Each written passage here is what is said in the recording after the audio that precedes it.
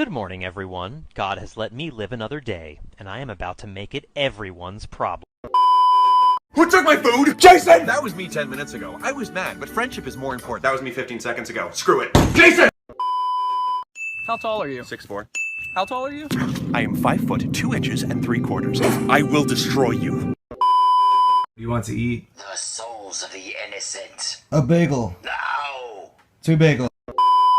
I'm mad at you. Let's fight. God! Put that away, you psycho! Oh my god! Jesus! Hey! What? Are you asleep? Really? I'm ready, boys! What are you? What the are you wearing? We said be tactical, dude. This is not tactical. Respect the drip, Karen.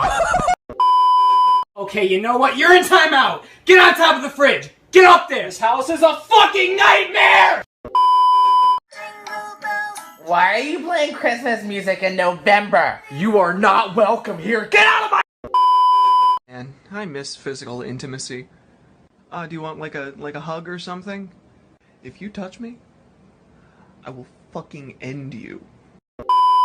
You saying I'm stupid? No. Do I look stupid to you?